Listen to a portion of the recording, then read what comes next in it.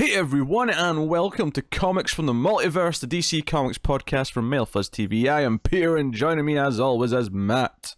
Yeah, let's get down on it. And Firefly is taking the spot on the screen where Connor usually lives. I figured one ginger for another felt fair, although this one's much cuter, so I think that works. So, yeah, we talk about DC Comics on this show, and coming up on this week's show, we have quite a list of books for you. We got Action Comics 1016, Wonder Woman 81, The Flash 81, Batman Superman number 3, Justice League Dark 16, Batgirl 40, Freedom Fighters number 10, Aquaman Annual number 2, Black Adam Year of the Villain issue 1, and Batman Curse of the White Knight number 4. So, you know, pretty hefty week. I did fall a bit behind on my reading this week and did have to cut Dial H for Hero. I'm not actually intentionally cutting it for good. It was just a time crunch issue. Yeah, there's a lot of books this week. There was a lot of books. So that is what happened. But that's still a good, healthy, 10, 11 books there? Something like that? Anyway, so we do have a little bit of news. We got sales this month, or this week. Oh no, I made a huge mistake. Yeah, we got sales. Pete, didn't I tell you I have something to do? I'll be back when you're done with sales figures. Oh no, don't worry, we got sales figures. So no. that's good fun. And yeah, that's pretty much it. That'll be the show. A few small news items as well, but nothing super extravagant. So, you know what? We gotta let it go. We're starting a little bit later. I'm just gonna go fire straight into the sales, right? All right. You know, I'm just gonna assume Matt had a decent week. I know he didn't. He always had a bad day already, but I'm just gonna. Yeah, I mean, my week was pretty good, but other than some stupidity that happened this morning, but yeah, no, it's fine. I did notice that I told Pete last week that I hadn't been to the movies since It, and then I was talking to friends at the shop. And I was like, oh yeah, when Jojo Rabbit's coming out soon. I don't know when. I saw the second trailer, and I was like, where did I see that second trailer? I haven't been to the movie. And I was like, oh yeah. When my brother was here, we saw Joker. That's how much of an impact that movie made on me that I forgot I went to see it at the theater. Yeah. Chapter 2 may have been the last time I was in the theater as well. Although I do have one coming up this week because Terminator Dark Fate is upon us. Is that up this week already? It came out this week here. It's out in the US on like Thursday or whatever. But I'll be doing the review on the Ace this coming week, so I'll be seeing it on. I don't know, Wednesday, Thursday. Squeeze that in sometime. Yeah, I'm gonna squeeze that in sometime. But cautiously optimistic. The buzz is okay. One of the buzz I heard, it said it basically Force Awakens Terminator, so where it kind of streamlines things and so reboots while also being a sequel. So, yeah, that's good. Which is for better and worse. I think that's good if you want a continuation, but it sounds like it's still going to feel separate from T1 and T2. Like that the ship of actually feeling like the genuine third movie is probably long sailed because we're just too far gone now to even attempt to do that. But I hope I like it because I've hated the last three. In fact, if you go check out the Sci-Fi Movie podcast that I do. Win, show, and place the last three. You know what that means, right? We've been over this. No. What? Win, show, and place. So win, show, and place. It's just you order them. It's based off of like pageants. Like the winner's the top. Sure. Show is like the next, and then places of the three that you really don't like. I mean, all three are bad. Last three Terminator movies. Well, and that's why you're doing this. Yes. That's what they all have in common. I did spend 2 hours per movie ranting about them on the Atomic Cinema Experiment, which you can go check out. But if I'm ordering them, the best of the three, and this is a change actually from my memory, because watching them again is altered the order. I would actually put Terminator Salvation as the best of the three, having watched them again. Still full of problems, but Terminator 3 comes next because Terminator 3 has aged horrendously, and the comedy in that made me want to punch a puppy in the face. It was that bad. No, that's not good. Keep this man away from puppies. No, Terminator 3 is absolute garbage and has aged absolutely terribly. And aged like ranch dressing. And in your memory, you're probably thinking it wasn't too bad. It was like an okay sequel. It's not. Trust me. It's aged worse than you remember it. I've only seen that one once. Yes. By the time you get to Arnold taking his clothes off a stripper and saying "talk to the hand," you'll be begging for mercy. And then last place, no change here though, is Terminator Genesis, which is the Batman v Superman of the Terminator franchise.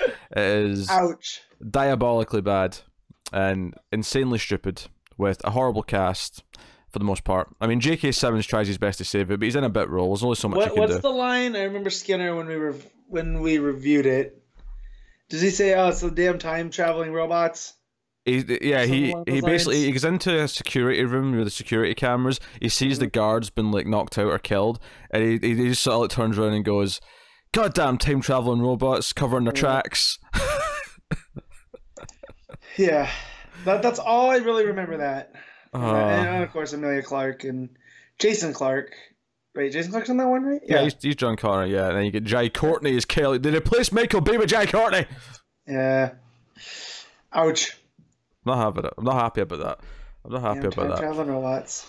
Well, let's talk comic book sales then for the month of September. Damn it! 2019. I thought, we used to have a supervisor, and if you talk to him about sports, he would forget why he came to talk to you, and then you get away with things. And I thought if I do this with AEW, no, Pete always remembers. Hey, that wrestling segment is like peak bonus content for Patreon now. Yeah. So. No, we have sales figures for month of September 2019. I mean, over 7 books were over 100,000, which is quite healthy. In terms of that, of course, like there's always the caveat of like how many of these variants are certain publishers putting into their things and whatnot, and that number one has to be padded in some way. And this is for September. This is for September. I actually wonder if you could even guess what number one is. I don't even know if this is on your radar that this was a thing. So we'll find out. Is it Marvel or it's is not, it? It's not Marvel. So that means it's Image, because if it's on my radar, it would be at DC. Is it The Walking Dead? No, that final issue already happened. That was August or whatever. Yeah. Shoot. It was a big anniversary number for a big series. That's not Marvel. Not Marvel. Issue 300 of something. What could be up to issue 300 at Image? Man. Spawn. Yep, That's Spawn. Spawn. Spawn issue 300, which is an $8 book, sold 262,000 copies. I don't know how many variants there were, or what shenanigans got to that. But all the variants. Fair enough. There you go. Did well. Didn't even realize that. I'll be honest. I didn't realize Spawn was still publishing monthly. Yeah, me neither. That's just how long Spawn's been going. But then we get to obviously all the stuff you might know about. Number 2 is I'm gonna guess it's an Absolute Carnage. It is not. No. X-Men. No, actually. But it is Marvel. If it's not Carnage, it's not X-Men. It's a Spider-Man. It's Spider-Man number 1. And I'm not going to lie, I'm so out of the loop on what Marvel's doing, I have no idea what the Spider-Man number 1 is. Me neither. Well, I mean, was it a new Miles book? Was it, like, what did it replace? Let's find out. Yeah, let's find out. What was Spider-Man issue 1 from last month? 2019. Let's find out. This is the J.J. Abrams one with his son. It's just called Spider-Man? It's just called Spider-Man number 1, yeah. That's weird. Well, of course, it's the Abrams and Sarah Pacelli. That makes sense. It's weird for a mini though, right? I mean, yeah. Weird for a mini. I'm sure they ordered a bunch of them because A, it's Spider-Man, B, it's a number 1. So shops are gonna order these. So I'm sure if you're reading Spider-Man, you're gonna pick this up. So that did 156,000 copies. No, right. So you can guess these next few as a batch. What are numbers 3, 4, 5, and 6? Are those Powers of X and House of X? House of X number 5, then Powers of X number 5, then Powers of X issue 4, then House of X issue 4. With 139, 137, 127, 119,000 respectively. So they're picking up more steam as they're going, so that means word of mouth's working.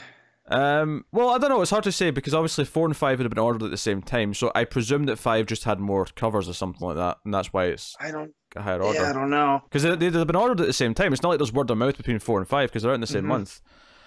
Yeah, I got caught up with those. I still have to read X-Men #1. I'm still a little bit behind because of all the damn DC books this week. However, there was a thing that happens in Powers of X6 that I kind of thought was going to happen. That usually doesn't happen with Hickman, right? Like, I don't know too many people that can guess what's going to happen. But the fact that the breadcrumbs were there makes you wonder, what's he have up his sleeve? You know, nothing's what it seems. So Number 7 is finally a DC book. it's a Batman. Nope. No, it's a. It's not deceased. Harleen. Nope. No. Shoot. What did we have in September? What did we have in September? What ranks. type of anniversary did we have? I'll just tell you. It was Doomsday Clock, man. Doomsday Clock number 11. I forget. It's forever. Well, 115,000 copies that did. Speaking of that, first episode of Watchmen. Oh, yeah. Legit. I enjoyed it as well. Yeah, I watched it based off of your reaction on Twitter. So, yeah, I'm so glad. This is going to be like, I'm going to try to figure out how to watch it on Sunday as it airs, like I used to with Game of Thrones, which is the only time I ever did that.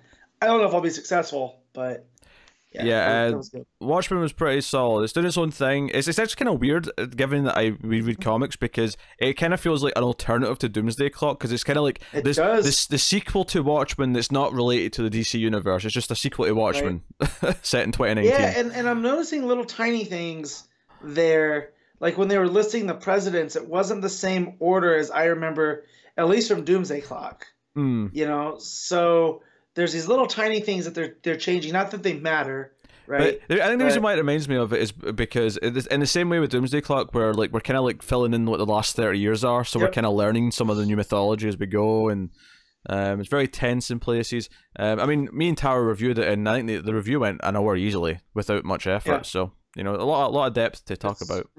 Really good, and I'm waiting for the next issue of Doomsday Clock. Yep. So I was Doomsday Clock at number 7. Number 8, you guessed this earlier for one of the numbers. Boy, Absolute Carnage. Yep, Absolute Carnage, number 3, there it is. with 95,000. Number 9, we're back to a DC book. Is this a Batman? Nope. It's not a Batman book. You actually guessed this earlier too, as well. Ah, shoot. Is it Deceased? Yep, Deceased, A Good Day to Die, with 90,000. Hey, Deceased is doing not bad. I'm glad for Tom Taylor. I'm glad, and that was a fun issue too. That was the good one. I'm glad for Tom Taylor. They've all been good, but that was the different one. And then number 10 is also a DC book, thankfully. Given that Marvel and Image like co-opted the top 6, I'm glad that there's at least a few DC here in the bottom of the top 10. Yeah. You also guessed this earlier. Is it Harleen? Harleen, number 1, with 84,000 copies, which ain't too shabby for an $8 book. So what I'm learning is that for the industry to keep going, I just feel like you bring quality. Now, I've heard good things about Absolute Carnage. So out of all of these, I feel like Spawn's really the only one that's gimmicking the placement with a bunch of extra covers. The rest of them, though, I feel like it's because they're all. I feel like Spider-Man probably is a little bit as well. I mean, I know it's a Spider-Man issue 1. That's probably a little bit gimmick too. Yeah. But yeah, just I'm looking at the rest of them on there. They're all varying degrees of good. Yeah, and I think what I like about the list at least is that House of X and Power of X, like issue 1, I might have dismissed a bit more, but this is issues 4 and 5, so this is more of what it's settled into, which is respectable, more than respectable even. But no, happy to see Deceased and Harleen on there because those are good. Yeah. Always a Doomsday Clock too. You kept guessing Batman. The first Batman was number 11 actually. Yeah. Well, when I 78. say Batman, I'm thinking of anything related to Batman, because Batman does sell. Interestingly, the next issue of Batman, because there's 2 obviously, issue 79 was down at number 18, with 61,000. That's interesting. People are seeing JR and like, okay, I'm not getting that one. That might be true actually, but that's 19th. That's almost 20,000 less than the issue 78. I wonder That must be the lowest Batman's. Oh, actually, wait a minute. Was this split up because of the card variant? Because they're listed as separate? I think it might have been. That'll be why. That'll probably be why. That's not good. That would explain the sudden drop, because we've talked about that before, how they kind of split them up bizarrely. So it actually kind of stops a lot of those DC books from getting higher placements because their totals are split compared to everything else. Yeah, Batman 69, there's a second placement for the card stock with 23,000, so it's actually a couple of thousand up from the other one. Alright, that's good. Because 60 looked quite bad there for Batman, but it's actually 80 odd again, so... okay, that makes sense. And that's down at number 95, which makes sense because it's just a fraction of the total. But yeah, that's not too bad. That's not too bad. It does mean DC's books across the board are really hard to track with these card variants because they're splitting them up all over the place. But yeah, that's a pain. But yeah, Event Leviathan's only got about 30-odd thousand sales though, down at number 56. I feel like that would be doing better than that. Because as we're finding out, that's not so much a event as much as it's a mini. I think what's interesting though is it's kind of showing that Bendis isn't exactly pushing a lot of copies of things. He's just he's got his loyalists who are obviously sticking with him, but I wonder how DC feel about that. Yeah, I don't know. I mean, they're giving him free reign, so he's got more books coming out, so. Yeah, Action Comics 1015 from last month did 35,000. I mean, you know, that seems a little bit low to me, but we'll see. We'll see. And again, that's doing better than Shazam by Johns. Although Shazam by Johns had so many delays that I don't know if we can even use that as a fair comparison. But okay. All right. Well, that's pretty much the sales then for the month of September. A couple of news items. I will mention first something we didn't really notice in the solicits last week. It's hard to notice when something's just missing, especially when it's something that hadn't started yet. But we should have been expecting Batman Catwoman in those solicits, and they weren't there because we thought they were coming January. But I got an ad for it. Oh sure. Somewhere. I saw an ad. I mean, it's definitely coming. Basically, Tom King did an interview this week and explained that they don't want any fill-ins on the art, so they've pushed it back a little bit just to make sure Clayman can get ahead. He's already drawing the first few issues because the scripts are in, so yeah. Oh, good. Yeah, so it's a fine reason. Nothing to be I feel like the world's kind of cooled on Tom King, which is kind of good for me anyways. So I'm looking forward to that Adam Strange book, though. Yeah, me too. That's what I'm saying. That means that people can be surprised again when it turns out, and it's good. That said, it might not be good, and I might hate the first issue, but you know, won't know until we get it. Yeah, Jorge Jimenez was teasing on the Twitters about what him and Snyder are moving on to after Justice League. Yeah, he was pointing out that it's also his last issues of Justice League, not just Snyder's, and that they've got something big planned between them for after. So I don't know. Are we getting Snyder and Jimenez JSA? Are we getting Snyder and Jimenez something after? Who knows? I don't know. I can't even think outside of JSA. I don't know what else to think. Are we finally getting like a non Morrison Green Lantern book? Are they going to some sort of cosmic? Don't do that to me. Don't do that to me. I don't know. Just thoughts. Also, the photo that Newsarama have used for this story is Jorge Jimenez in a really good Superman outfit with his son also in a Superman outfit. So they really went for a related image there. And then the last thing is that we got an advanced bit of solicit news for Dark Multiverse Infinite Crisis. So, you know, we have had one of these Dark Crisis, or sorry, not Dark Crisis, Dark Multiverse books. Although Dark Crisis is what it's maybe building to. Okay. And there was actually some articles about that this week as well, about you know, what we're building to with this Dark Crisis with Tempest Fujinat and all that stuff. But yeah, so apparently this Infinite Crisis one, it's basically going to be, and it's funny because we were talking about Infinite Crisis and Blue Beetle and, you know, Ted Cord specifically and how that all started. Apparently this is going to start with, instead of Cord being killed by Max Landis, Cord's going to kill Max Landis. And that's going to be the change. You want to rewind that? You said Max Landis, not Max Lord. Max Lord. Maxwell Lord. So instead of Maxwell Lord killing Blue Beetle. Blue Beetle's going to kill Maxwell Lord, and that'll be the start There you of go. this one. Who apparently is going to be the villain in, well, one of the villains in Wonder Woman 1984. Well, Oh yeah, the cast. I'm assuming villain, but I guess they cast Pedro Pascal, who is also from Game of Thrones and upcoming The Mandalorian. So it's a pretty nifty pickup for Max Lord. But yeah, Patty Jenkins tweeted out a picture, like an old school, like looks like around the time of Infinite Crisis, which would fit the 1984 of Max Lord, and it said welcome, and also tagged Pedro Pascal. So I'm just assuming they're, but yeah, no. I hope that movie's good. Because I liked the first movie, with the exception of the last act. I thought the last act was a bit just generic CG, whatever. Judging against other DC movies, it's easily number 2, you know, and it's really solid.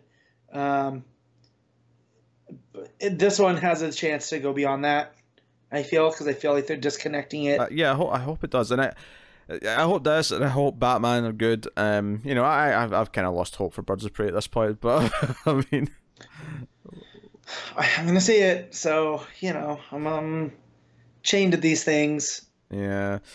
You know. Yeah, I'll see Joker at some point. I don't know. I've not been motivated. What can I say? I get you. I don't blame you. So that is the news for the week. Which, I mean, we can probably get on to the books. We could talk about DC Comics.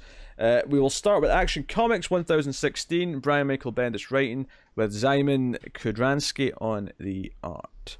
So that's picked up.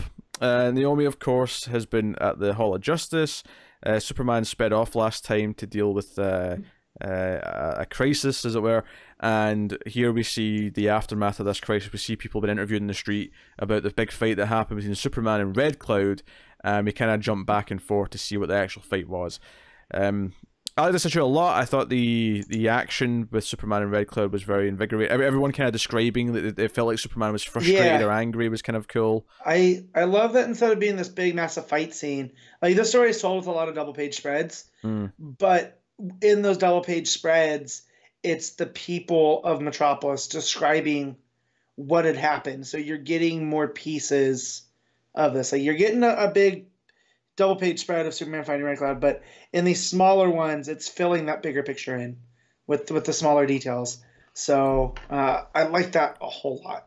Yeah, that was a nice little touch. And then the stuff with Naomi and Batman is always a good. It's always a good time. I like that Bendis seems to enjoy taking the piss out of Batman. Yeah, and not in a mean-spirited way, which I can always get behind. So. Yeah, but not in a mean-spirited way. It always feels very kind of genuine. No. But I think to point out the structure here of the book is that, you know, it's them describing the fight with Superman and Red Cloud and how he's kind of getting his ass kicked. And it doesn't reveal that Naomi got involved until they kind of bring up that there was light or that, you know, someone else showed up, and then we see the light and it's like, oh, this must be Naomi. So then it cuts back to Naomi in the Hall of Justice and deciding to go and help Superman. And it's got this little moment of defiance where, you know, she sees it on the news and Batman's like, nah, you can't go that. You've got an alpha level power and you've got no training. Like, there's no way you can do this. And she's like, alpha power? Yeah, okay, thanks, bye. And Batman just there's a little close up panel where Batman just kind of smirks, like, okay, I like her. Like he's decided that. So I don't know, I like that. So yeah, the fight itself is pretty good. Basically, you know, Red Cloud's been enhanced by whatever tech Lex Luthor is given her. And that's something that sort of comes up in conversation later when we get to the last scene. But Batman and Superman take Naomi home. And Naomi's mum is like, oh, hey, you're Superman. And I do kind of love how Naomi's like, Batman's around here somewhere. And then Batman appears by the bottom of the page. And he's like, oh, there's Batman. And he's like, I'm Batman. And her mum's like, damn right you are. Damn right you are. the one that got me is when they show back up to Oregon. Yeah. And her mom's waiting, and she goes, hi, Mom. And Superman, of course, goes, hi, Mom. And then there's a hesitation from the Batwing. He goes, hi, Mom. Like, it's delightfully awkward coming from Batman. I like that. And, but yeah, and we get to see something's going on with Star Labs here, you know. Yeah, because they're going to look, because of the portal opening Naomi, from the dimension. Star-Lab's going to keep an eye on this area and sort of do some scans and yada yada yada. And Superman and Batman are like, I mean, we don't know how much we can trust them right now, so we'll keep an eye on them. But we don't have time to deal with it ourselves because we've got Leviathan, and Batman even mentions Bane and everything that he's got going on. Yep. So that's kind of neat. So we meet this Dr. Glory from Star Labs, who's going to kind of liaise with Naomi. So we'll see how that goes. And then the final little scene is Leon, from the hidden underground sort of mafia, who turned down Lex, of course. Yep. That's how it ended up with Red Cloud. But she sees that Red Cloud has accepted some stuff from Lex, and she's like, "This means everyone's at war in Metropolis, and it's time to not be so secret. We're going to reveal just how powerful we are." So we end with her smirking, very sinister. Yeah, which I liked a whole lot. Now it says we're gonna open up and see how big of an empire we built under them. So it's like, oh man, she's gonna make moves now.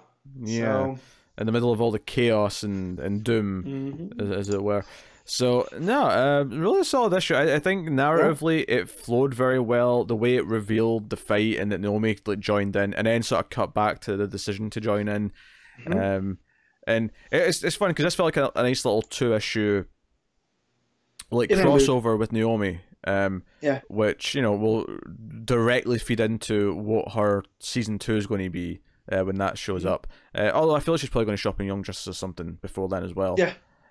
Is what I'd expect, but no, and that's very good actually. I think again, I've said this. I think Kudransky, someone I didn't really know, but so far with these action issues, I've been really impressed.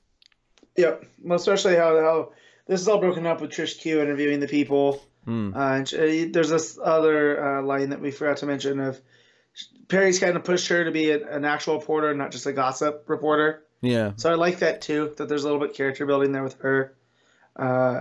There, and then the first page, which action's been great with these. They're like the Twitter page, and this one's for the Daily Planet, and there's so much here. A bunch of references. One of the hashtags that's trending, Supergirl infected, so that's kind of teasing the Secret Six stuff. And Olsen of Gotham, Power of Hex, but actually that Power of Hex, I almost feel like a subtle wink to Marvel to me, because of Powers of X. I don't know. Right, yeah, that's why I brought it up. Well, and also because there's that mystery with Jenny Hex and what's in the trunk. Yeah. Right, but there was that too. Because we know that Bendis and Hickman are really close, so that was fun. But there is the stuff about Adam Strange here too, with the Black Stars, United Planets, what's going on off-world, and exclusive. Where was it? There was something that stuck out to me, but I got this before bed last night, so a lot of it's blending together. In the ether. Yeah. Anyways. There's the checkmate on the side, which it's the first time I remember seeing this in recent times. So, but yeah, so I'm wondering if that's gonna tie into Rucka's stuff over in Lois. But yeah, no, it's really, really, really solid. Action is, so I keep telling people that if they're gonna read one, like Superman's fine, but it seems to be tying into other things more. So action's been kind of chugging along, telling its story. Here it ties into Naomi, but I think if you didn't read Naomi and pick this up, this might make you want to go read Naomi. So I think they're both guilty of it in a way, because Superman obviously ties into the Legion stuff, and it tied in before that heavily with Supergirl because they were both dealing with Rogol Zar. Action, before this Naomi stuff, it led to Event Leviathan, which is again, I would tie-in's a bit of a weird phrase, but because it kind of came from Action, but it became this other miniseries that you can go and read. Right. As someone who likes all this stuff, though, it's actually a really nice little world that Bendis has built a corner of. So. I can't complain too much. So what are you rating Action Comics? I'm going to give this one an 8.5. Yeah, I'm going to agree with that. 8.5. I thought the narrative structure was really good, and then obviously the awkward Batman humor with Naomi and all that was enjoyable. So I shall say that. Which will take us on to Wonder Woman issue 81. G. Willow Wilson writing with Tom Derenick on the art, and that's the first thing I'll probably mention. Is the art is pretty rough, and it's one of the first panels in the book actually. Not the first, because there's like 4 or 5 pages of the exact same thing, which I'll get to complain about in a minute. But you mean filler? Yeah, the first like proper panel though, after those 5 pages of setup, which are kind of worthless, is Wonder Woman looks like a caveman. Like what's happening with that panel? Look at how high our traps are compared to her neck. She's got a hunchback going on or something here. Even the one before that with her versus Cheetah, with the Doom symbol behind, she looks very much like a Neanderthal. So yeah, I feel like I've liked Wilson's run a lot. I think this issue suffers from having to just quickly wrap everything up. This makes me feel foolish for ever arguing about Carrie Nord, about it not being my thing. I will much rather take art that's not really my thing compared to this. Yeah, so basically there's some rough stuff. Like, I know you're trying to move on to the story, but there's some good pages, like anything with Atlantiades, but pretty good. Well, after that. I was actually just going to go back to the first 5. I wanted to complain about how the fact that it felt like so they do a thing where the first page is like the Amazons and Themyscira looking up at the sky and seeing a Doom symbol. There's a lot of that this week, the big Doom symbol in the sky. Some of the books integrate it well, some of them don't. Just whatever. This book has like 5 pages of the same thing where it's just different characters looking up, and they're all full page spreads. I can think of a way to do this economically better, where you just show the Doom sign and show everybody else where they're at with a title next to it. Summer Grove, Themyscira. Yeah, one page you could have the top half be the Doom symbol in the sky, have the bottom half just be the 4 or 5 panels of people looking up. But you have the Amazons looking up. There's very little narration here as well. You have Antilades and Maggie looking up at it in the town. You got Steve looking up at it. He's on a boat somewhere. Off the coast of Maine, which, like, dude, I get it. Love died for you, but your thing is to go boating up by Aquaman? Like, and then Kale's looking up at it. And then at that point, I was like, oh, come on, surely we've done everyone by now. And I was like, oh, yeah, Wonder Woman herself. So Wonder Woman and Cheetah are fighting and the symbols above them. So it's the same thing for like 5 pages. It felt really repetitive. And like, why did we waste 5 full pages on this? Well, because there's not much story here. That is true. It is very well wrapped up. If we didn't know that Wilson was leaving for Sandman Universe stuff, then I'd be a little bit more upset that the story just kind of falls apart, because we've been here for the return to Themyscira and all this other stuff, and the introduction of Atlantiades, and she finally attains godhood, which is awesome. Because it's like the death of the old and up at the new, and everything feels so rushed here. Just even Kale's betrayal, like, there's a bit of dialogue where she's talking to herself. It's like, well, I'll know that I'm right in the end. Where it's like, well, no, all this goodwill that we've had has just been spent just to wrap up the story. Yeah, Wonder Woman gets new armor from Antilades when they show up to, like, sort of, hey, I'm a god now, and love is back, and yada yada yada. And Wonder Woman just sort of smashes the death, the God Slayer sword. The sword. And that's kind of it. And instead of, and she's like, Cheetah, you are going to Themyscira like you want, but you're going to go and be in prison in Themyscira. That's it. It's over, kind of thing. And Steve and Diana, it's like, yeah, obviously we regret what we said, but we're still broken up because we said a lot of bad things that can't be taken back. So Wonder Woman's leaving her apartment. She's done there at that house, and we have Kale kind of reveals that she was somewhat behind the sword in the first place, and she was working with Cheetah. To an extent, which is an interesting little reveal because, Cheetah and Kale don't traditionally like each other very much. No. And the end of the book is those 3 evil-looking, I don't even know what to call them, Dark Amazons, Dark Gods. They remind me of the Fates from Greek mythology. Yeah, we saw these previously on Themyscira, a number of issues ago. And this sets up that they're going to use Cheetah to get out, and maybe they'll be teamed up. And it says next new beginning. The next issue is the start of Steve Orlando's run. It is really kind of an awkward, rushed ending to this stuff. it definitely feels like the plan wasn't to end a run here originally, and obviously plans have changed. Right. This is really unfortunate. It's unfortunate the art took such a downturn in this last arc. It's unfortunate that it had this kind of, and I still like the run overall a lot. I still think it had a lot of great stuff in it. Oh, me too. One of my favorite Wonder Woman stories, despite the art, is her and Giganta going through and fighting the giants. Like, that one's gonna stick out, and that's super rare for me considering how much I love the Wonder Woman Rucka stuff. So yeah, I like that. I've liked the first arc a lot. Like, there's some really good stuff in here, and I think, I mean, obviously, circumstances are what they are, but I mean, I guess, yeah, you can maybe critique Wilson a little bit for wanting to abandon it to go do something else, and maybe that's the one critique you can throw at her, and then just kind of how... And I'm not... With all those other books coming out, I just feel like I don't want to read Orlando, and I feel like I'm being unfair to not just Orlando, but to Diana, but at the same time, I have a lot of DC books to read already. And if I could cut one to make some time... I mean, maybe I'll read the next one, just to see how it is, see if it grabs me. But I feel like it's probably not going to. Obviously, we're going to be there for 750 because that's an anthology issue, and we're treating that like Detective 1000 or whatever. But I'm not excited about Orlando taking over at all. So so we have an annual coming next week, a bit of the thing, right? A bit of look into the future, and it's an Event Leviathan tie-in, right? Because Steve Trevor. But now my continuity brain's trying to fix this trying to plot where Event Leviathan has happened compared to Doom, right?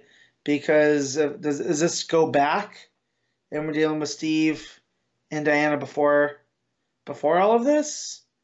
Or what? You know what I mean? Good I question. feel like DC's kind of made themselves a little net here by deciding to put the Doom symbols in the sky.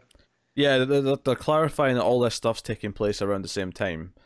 Right. So it's not as flexible to just move things around in your head to make it all click together. Then you have to kind of... Right. All right, okay, we've got this harsh moment in time where everything has to be happening at the same time. So... yeah, it's a shame how this is kind of ended. It's not a terrible issue by any means. The art's pretty bad, and those first 5 pages are just a waste of space. Yeah. Jason's nowhere to be found, so it's not that bad. So yeah. So here's hoping that maybe Orlando will be good. I don't know. But like you say, there's a lot of new books starting. Having one less book on a couple of weeks of the month, especially since the double shipping is still there in January, unlike what because we didn't think it was going to be, and then all the double shipping books for the most part seem to still be double shipping. So, Wonder Woman is kind of a saver in that sense if we're dropping it, because it's two books of the month, and it frees up a slot on week 2 and week 4. And with these horror books starting and all this other stuff starting, maybe that's a good thing. But I will definitely try to give a chance to the first issue of Orlando's run in 2 weeks' time, or 3 weeks' time, because it's the 5th week next week. But we'll see. But yeah, the art on this is pretty bad. Some of the faces are just skewed. The proportions on Wonder Woman at times do look kind of Neanderthal-esque, and it feels... And hey, if that was her gimmick, cool, but it's not. It's not. Yeah, she's an Amazon, but she's not a cave woman Amazon. So. Yeah. What are you giving it, Matt?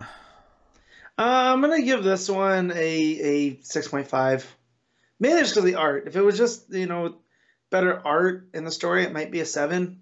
But yeah. Yeah, I'm going to go with a 6. I think similar reasons, but I think that first 5 pages really annoyed me. It was like, this is just wasting pages. Like, this is just nothing. I mean, at the very least, I suppose. I mean, it could have been filler with lots and lots of words that took a while to read, and then I'd be even more annoyed. At least this was so quick to read because it was just 5 full-page spreads. But it just, it felt like a waste of space and just killing time. Very much. So, 6 out of 10 for me for this issue of Wonder Woman. That'll take us on to The Flash, issue 81. Joshua Williamson writing with Scott Collins on the art. And this isn't the last issue of the arc, although it kind of felt like it in a lot of ways. But, I mean, it says next time's the last part of Death and the Speed Force, so we'll see. Which has been a criticism of ours with Williamson this entire run, Mm-hmm. that sometimes the stories last maybe an issue too long. Yeah. Joe, the frustrating thing about this is, so you get Flash and Zoom inside Right. the Forever Force, and Black Yep. Flash is there. Barry got stabbed. He seems to be fine though. It's not really a big Yeah, deal. it's just a big boo boo. I mean, don't worry. I expected him to be fine pretty quickly because it's comic books, but I expected to be a bigger deal made out of it in the meantime, whilst Yeah. before he was fine. But whatever. And so eventually we get this reveal, which we were kind of speculating actually, that Thawne was behind Zoom's origin, and okay, right, cool. And it leads There it to is. Zoom making a sacrifice to try and save everything. This is the sort of heroic, noble, redemptive Because that's thing. what flashes do, Pete. Yeah, that's what Flashes do. Ugh. And I don't hate that he's made this decision. I kind of, it feels rushed though in the book itself. It feels like all of a sudden he's just willing to do this, and I'm like, wait, whoa, So- whoa, whoa, whoa, whoa, like. He wants to be the greatest Flash. So I get looking into the psychology of the broken Hunter Zolomon, right? I get that he wants to be the greatest Flash. Well, what do Flashes do? They sacrifice themselves. Whereas you're still not going to be Barry, because Barry still sacrificed himself to save the Infinite Earths, right? I feel like it just needed like a bigger story beat where we actually see him kind of realize this, as opposed to he just kind of starts doing it and he's like, "No, I'm going to go save everything because that's what Flashes do." Yeah, So I was kind of weird. yeah, I kind of enjoyed the Wallace and Avery stuff, where Yeah. they're with the rogues and they're kind of sneaking around, but Golden Glider finds them, and when Zoom does his whole sacrifice thing, it sends this like eruption through the Speed Force, and yeah. I thought they were doing a thing here where they were maybe all going to lose their powers, but they do make a point of saying immediately that they still feel connected to the Speed Force. There's just Right. something weird going on. Yeah, I mean, also, where's Commander Cold and Forza? Now, are they trapped in the Strength Force that's now gone? That's a good question. We don't really see them in this issue. No. So all we have left is what's his name? The monk dude, Steadfast. Steadfast, who gets mind thingied at one point by, is that maybe Perpetua? Am I forgetting what Perpetua looks like? Yeah. So this is what I will appreciate Williamson here, is that it does a really good job of tying in that the Still Force was one of the Doom forces, right? Yes. So of course, if Steadfast is tied into that, then if the Still Force is being used for Doom, it's gonna send shockwaves through him. So I did like that, and I also liked with Captain Cold that he's like, oh, I thought Luthor was just full of it, but hey, looks like he was right that Doom wins out in the end. Yeah, because So- there's like a sinister line from him. You know it's cold because it's you just got the snow at the top of it. chill. Yeah. Yeah. Says, we'll make sure you get home to, like, Wallace and that. And it feels kind of sinister. And the book ends with, like, Wallace and Avery getting thrown through the front of the Flash Museum. And then we end with this 2-page spread of the rogues. So, I mean, for the most part, I hate the costumes. I think Cold looks good. Yeah. Heatwave Yeah. looks okay. I hate Mirror Master actually being made of glass. I hate it. Still, yeah. I hate Yeah, it. but now that we have Looking Glass on Watchmen, though, like the costume looks on point. That's true. But that's a shiny Right? mask, not a glass mask. No, but what I mean is, like, it's the same purpose, right? Is to cast a reflection, Well, you know. But All yeah, right. so I did immediately think of the Mirror Master redesign when I saw that and went, huh. I wonder if they talked to Williamson, he's like, hey, I got an idea, Yeah. you know? So yeah, it's just the rogues all assembled in the last double-page spread with the big Doom symbol in the sky behind them. So it's, you get the idea that the symbol in the Flash has just appeared at this moment. This is like sort of putting it in the timeline kind of thing. So yeah, that was basically it. I mean, it was a quick enough read. Scott Collins is on the art again, who does suit the and Flash a bit better, I think. Well, and we got callbacks to Zoom's first appearance, like when he's going and he's running, but he's in the red suit versus the yellow suit. If you go back and look at I think it's the Blitz story arc when we first see Zoom, I think that was his first appearance.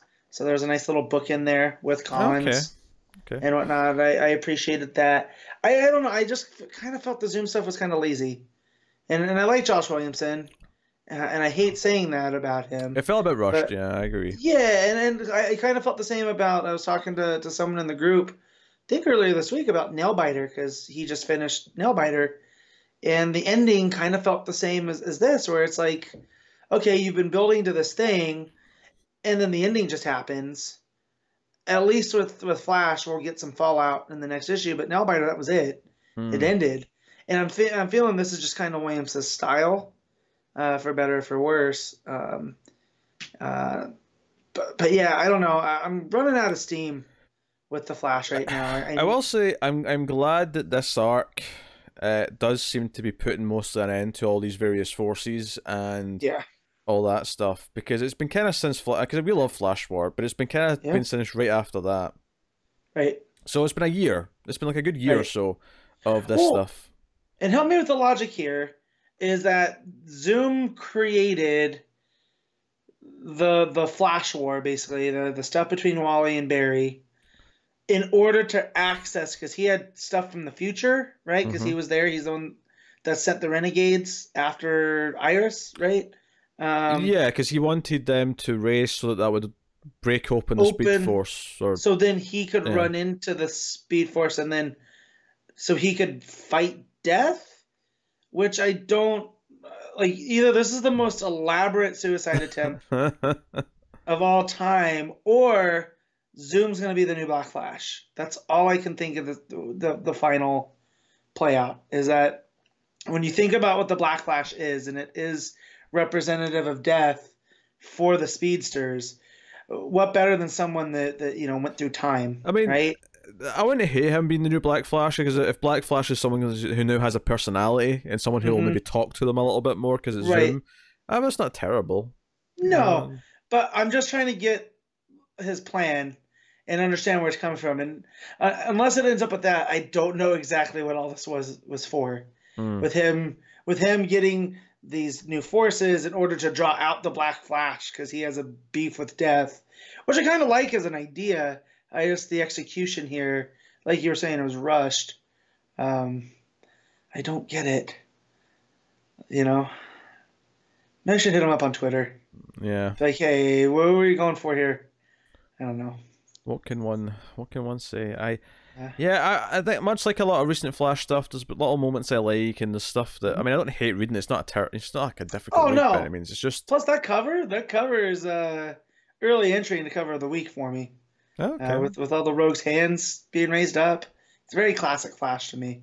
Oh yeah, so it's nice. But yeah, it's almost.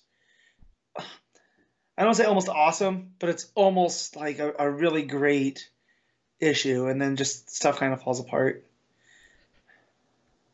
Yeah, I have to. Yeah, if I'm rating this, I think I have to go with like a. Is this another 6 for me? I think it is. That's another 6. Oh, see, I like it a bit more than you. I'm gonna give it a 7.5. Okay. Yeah, but I would say that's mostly Scott Collins carrying the load here.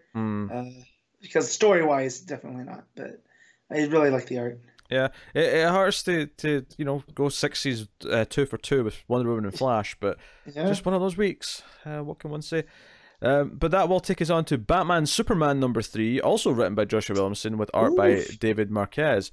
No complaints from David Marquez's art on this. None.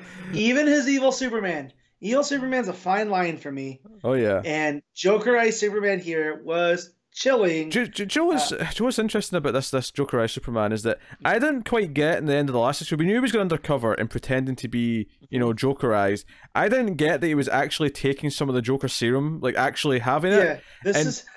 And when they first said that in the narration, I thought, I don't know if I like that. That feels a bit risky. But here's the thing: it started playing with it after a couple of pages. I went, you know what? I actually kind of like this now.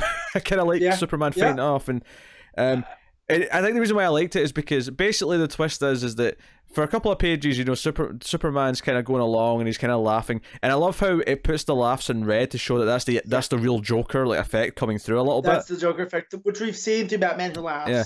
But what I like about this though is that it turns out Batman Who Laughs, because he's still smart like Batman, knows the entire time that Superman's faking, and he's actually trying to make him lose it and be overcome embrace with it. Embrace it. Yeah, he's trying to like because he starts talking about, oh yeah, we should kill John and Lois and that'll be funny and stuff, and Superman gets angry for a second, like punches the wall. He's like, yes, embrace it, and I'm like, oh, this is actually kind of neat that he realizes that he's faking it, but he knows that he does have the serum in him, so he could actually turn if he prods him enough. And this is the moment where Batman just is like, no, I'm not letting this go on. I'm jumping in and like stopping this because he knows. I mean, it turns out that he never actually let him leave his cell. He was always in his like cell with a hologram kind of thing. So I like that, and the art here's great. Yeah, Jokerized Superman's pretty good, and I like how even when Superman like he's given a serum, a antidote. I just want to say, I love the fact that when we see Batman's left his chair, it is just a shot of the chair. Like, it's just like, he's left, he's moved, because things have just gotten serious. But, they put Superman in, like, a yellow sunlight chamber to give him strength to fight back, and yeah, so he hit him with a kryptonite injection, of course, to wipe out the toxin. Yeah. And then hits him with the solar radiation to help him heal. I like that. And whatnot, and then they get into an argument over him not being trusted, and but Batman's like, no, you don't get who you're dealing with, man. Like, and I kind of like that. It shows the difference between them.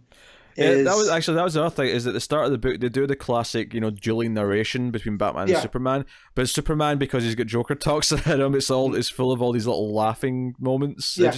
It showed that even in his head he's kind of off a little bit, so that was a nice little touch. But they realize that Gordon must be the first infected, so Batman goes after him.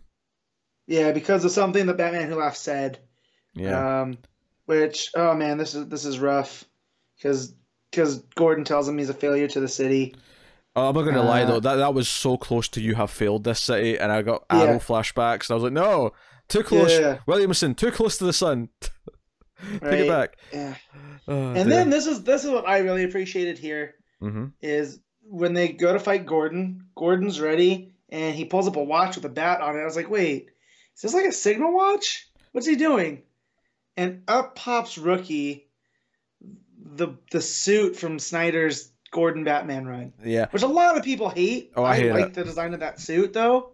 I just hated the plot. I will say I love the obviously the art's great, but I love how Batman's just a complete silhouette when he's like hunched over Gordon in that previous page.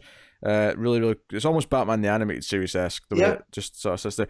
But yeah, what I will say I liked about this though, because Superman shows up to to help Bruce with the robot, is that this stupid robot that I hate, Superman freezes it to destruction. He freezes it and then smashes it, and it's in tatters. I'm like, yes, kill that stupid thing, let it die.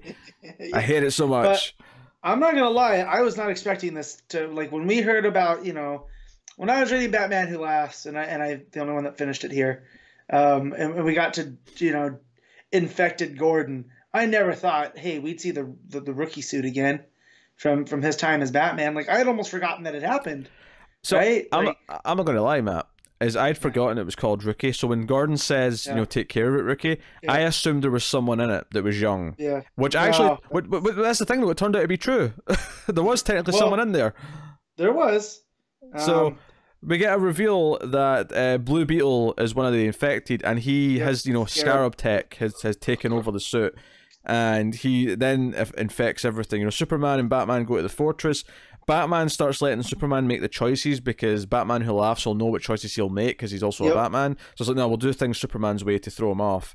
So yeah, because they bring the suit back with them. Blue Beetle's inside. Jaime is in there, and the Scarab infects tons of stuff. He gets like a new evil-looking Blue Beetle suit to go with his Jokerized nature, and he's taking over everything. And the book ends with, again, the doom light in the sky. So that's also tying into You're the Villain. But what I liked here is that it's setting up the Titan story that's coming, right? Because it's here that Batman Who Laughs is saying there's a reckoning coming. Clearly, my competition's been busy too. So he's seeing this as, well, no, he's going to fight Lex as much as the Justice League is. And but don't forget, Lex, Batman always wins. And I was like, son of a bitch. I hate Batman Who Laughs. But in the right way. We were talking in the wrestling conversation about a heel that is trying to do bad things to get the reaction. That's Batman Who Laughs, right? You're not supposed to like him. So, of course, yeah. I love the Scarab design. I love that it seems to be outside of Gordon, the infected ones are younger heroes from who we know. So that's King Shazam now with Billy and Scarab. The other one that we know of, because I don't want to spoil for people that might not know, but the other one is Sky Tyrant as Hawkman, who's not a young one, but there's some other ones coming up. And I think we can also say Supergirl, because that was hinted in action and stuff. Yep. So, and she's also fairly young. So yeah, there's kind of a young so there's skew. And then there's someone else, and I won't spoil it. Might skew young, might not, might be more like Hawkman, but yeah, I think it's also interesting that the characters that were chosen were these ones so far. Yeah. So, and the grand meta story, I like that, because so far they seem to be people that have ties to different aspects of the DCU, whether it's Shazam with magic, and now Blue Beetle with the the alien tech, and then the tie to history with Hawkman, and with Supergirl it's the tie to Krypton, Gordon it's to Batman. It's this evil Justice League that's forming now, and I like also the mask that Gordon puts on that matches the Blue Beetle kind of logo that comes up. But yeah, really good. I thought it was over, and I probably was at the where Blue Beetle's saying that the training wheels are off. I was waiting for the credits, and then we get that whole almost a post credit of what's going on. No, it's good. I think I like issue 2 a little bit more, but like issue 3 was still really solid, better than issue 1. I think Williamson. It's funny that Flash is kind of being so lukewarm right now, but this is kind of firing off on all cylinders and feels like it's and part of that's maybe just the amazing art from Marquez, who's killing it. But it's it feels big, it feels bold, and I think the just all these little things, like Batman realizing that he can't think like himself, so he has to think like Superman. Because he even says that what would Superman do? There's a neat little moment of him thinking that, and then just the way it kind of played with Batman Who Laughs, try to like almost like push Superman into snapping, and just all these things. It's kind of testing their character constantly against each other, but in a way that kind of makes sense and doesn't feel forced. And I'm into it so far. So, Matt, what are you rating Batman Superman issue 3? I'm gonna give this one an 8. Yeah, I'm gonna agree with that. Yeah, 10. Really good. So there you go. That's Batman Superman issue 3. That'll take you on to Justice League Dark issue 16. Ooh, James Tynion the 4th, writing with Alvaro Martinez and Fernando Blanco on the art. So take it away. Yeah, things are not looking so good for the Justice League Dark.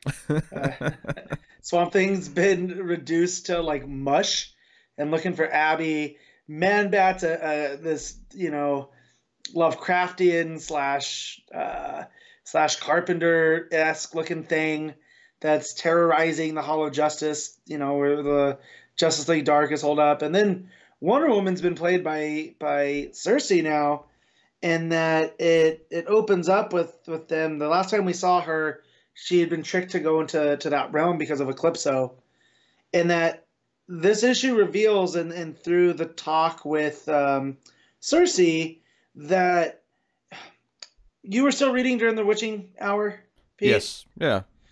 So basically here, that the Upside Down Man gets his name because he was the opposite of Hecate, who was magic personified. So there's this really cool panel. So hold on, just to clarify here, he's not the Upside Down Man because he's upside down. But he's upside down because he's a reflection, like a legitimate reflection of Hecate.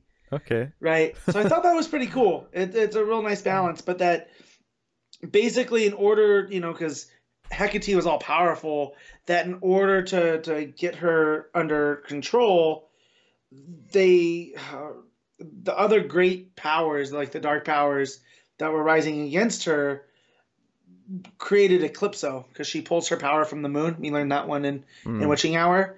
And so they needed something that would eclipse that power. And hence, this is where Eclipso comes from. It was concentrated through the Black Diamond. And so basically Cersei is like, well, no, I'm the person that was meant to hold this power of Hecate, and I'm going to, with Luther's help in this new era that's going to be born, I'm going to create and shape all magic. And so by disrupting the green with the way she has with Floronic Man, and then with Clarion and Grundy, she's created wedges in the forces of life and death, and now magic is basically all under her control. But Diana's like, well, you can't do that, and she's like, well, no, these men and gods, I've known this my entire existence, is they're all animals, and I'll treat them as such, which is a nice call out to the Odyssey. She was, having the sailors that land on her island become animals and whatnot. So it really plays into that. And during this section, because the book's broken up, is in this realm where Hecate is and Diana. It's this really like offset art, so it almost looks like it's being digitized, but it's also ethereal at the same time. You'd really have to see it to look at it. It's really cool. So it looks like Diana's coming apart, like she's in this like mist where she's being formed and reformed, and there's pieces missing and whatnot. But at the end of it, they end up bringing her back. Is that Cersei attacks her, and that it says she has the keys to Olympus at hand, and that she basically just needed Diana's body. So when Diana comes back through the Eclipso art that she did with Fate and Zatanna, Cersei's inhabiting her body, or she's been corrupted by the power of Hecate. And then with the other characters, basically we get Man-Bat versus Constantine and Khalid in Detective Chimp. And I misspoke, or no, they end up in the Oblivion Bar. The Man-Bat creature chases them into there, and Bobo's added some security while he's there. So he takes some scotch, of course he drinks it, or whiskey, whatever it is. Connor would know. He has a problem. And basically he had added these defenses since the last time they attacked. He's like, you'd be stupid not to, and that's where Hellblazer comes up, and Hellblazer, Constantine, and he shows him the mound of Swamp Thing, and he's saying stuff about Abby, and Constantine's like, oh man, not this again. So I like that it plays up on their relationship. Like, clearly he knows who Abby Arcane is and all of this. But so Detective Chimp, being one of the world's greatest detectives, is basically saying like he can see patterns where there normally isn't any, and the fact that they've all been separated, it means that this is only the beginning of their troubles, not the end. And that's when it cuts to the whole Wonder Woman stuff, and then she comes back. But like a lot of the other ones, it ends with all of the bad guys, well, not the bad guys, but the dark Justice League Dark looking up to the sky and seeing the symbol of doom. So, and again, this is where it causes problems. So we saw where it happens to Wonder Woman, right, in the pages of her book, that she's fighting Cheetah at the time it goes up. But here she's been taken over by Hecate, or Cersei, when it goes up. So, and I get a lot of people that don't like continuity go, this is what trips you up, just go with it. But at the same time, I look at the editorial and go, guys, it's your job to figure all this stuff out. Like, maybe Justice League Dark really didn't need them to see the Doom symbol. For any reason, this could have been set before or after or whatever it is, just to make it all fit in. But it's a minor quibble, but really that's one of the only ones I have. I mean, the art's kind of spotty in some parts. When it hits, though, it really hits. Like, there's this real fun big page spread of Cersei's plan in action, where she is, taking over life and death, and it shows the different phases of the moon, and then like from the center of her headband that she was wearing, like the moon ends up being drenched in blood and whatnot. So that all works really well, and like I was telling you, that effect on Diana is super cool. But it does. Some of the faces are a little bit spotty, but the layouts are always there. So they're, again, all minor stuff. But yeah, that's Justice League Dark. I got Eclipso and everything's looking very, very bad for these guys. So it keeps me coming back. Okay. Oh yes, I have to rate it. I'm gonna give this one an 8.5. Okay, there you go. Justice League Dark. Which will take us on to Batgirl number 40, Cecil Castellucci, writing with Carmine Di Giandomenico on the art. And this is Oracle. If you remember, last issue ended the issue with the basically burning half of Burnside with the giant bat logo, and this is basically an action-packed issue where Batgirl sees the message and goes into the city. And I think I like this issue quite a bit, and I think what I liked about it is that, I mean, this arc's been mostly pretty good. Some issues have been a bit smoother than others in terms of its narrative storytelling, but I think what I liked about this one is that it really felt focused in that, you know, you've got this great two-page layout where Batgirl's like swinging at the city from the bridge, and it's cutting between her trying to get to the city, like find her way through the streets. She's talking about how she knows the city very well. This is an attack on her, on her history. But it cuts between that and then like Oracle, the robot with the vulture of the trio, and actually one of my favorite parts here is where you see some narration from the or some maybe thought bubbles rather from Oracle, and at one point she basically says, "Oh, this human might still be useful. We'll not kill. We'll keep around." I'll be, oh damn, okay. This trio is not getting anything they think they are, and not realizing the fact that this thing is indestructible and therefore doesn't care about the fire, and it doesn't care if they all burn alive in there. But you got Frankie running around trying to call for help because she can't get to Babs, so she's trying to like get to the payphone to call 911, and if not that, then she goes to the chair that's in her apartment, you know, Barbara's old chair that has Oracle tech in it. Yeah, she couldn't get rid of it because, you know, well, you never know when I might have to use it. And Frankie even tells her in this flashback, like, you got to kind of let go of your past. But it's good that she didn't, maybe. Yeah. Because it has the Oracle tech in there that could be the key to stopping the cyborg, or not cyborg, Android Oracle. Yeah. But yeah. Joe, I like as well, even when it cuts away to you know, Arejo and the plane, the landing in DC for some sort of, you know, Senate meeting or something. And I like that this cut away to these other supporting characters from this book. I mean, obviously it's nice to see what they're up to during whatever else is going on, but it still felt relevant because their entire scene is informed by the fact that they see on the news that this is happening back in Burnside, and it's going to inform how they treat vigilantes going forward. So it's nice to keep up with these characters and Jason and all that, but it's doing it from the perspective of tying into what's going on in Burnside right now. So that's what, you know, when I go back to saying everything felt really focused, it felt like, no, everything was feeding into the crisis that was happening right now.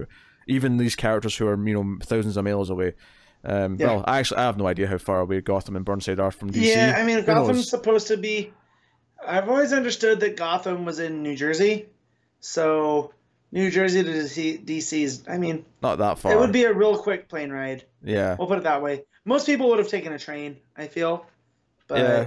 Although, I feel like Gotham, more often than not, is based off of Chicago, which is maybe more applicable. Yeah. Which... Yeah, but when it's always on the Eastern Seaboard, they always show it.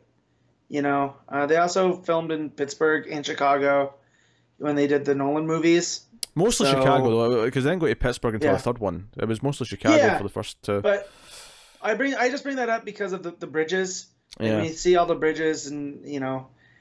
But anyways, I always feel like it's on the Eastern Seaboard. However, Gotham being this corrupt city, that's always the take on Chicago. When you look at history. Like the whole idea of it being the Windy City doesn't actually have to do with the winds coming off the lake. It has to do with how much political talk and back dealings are being done.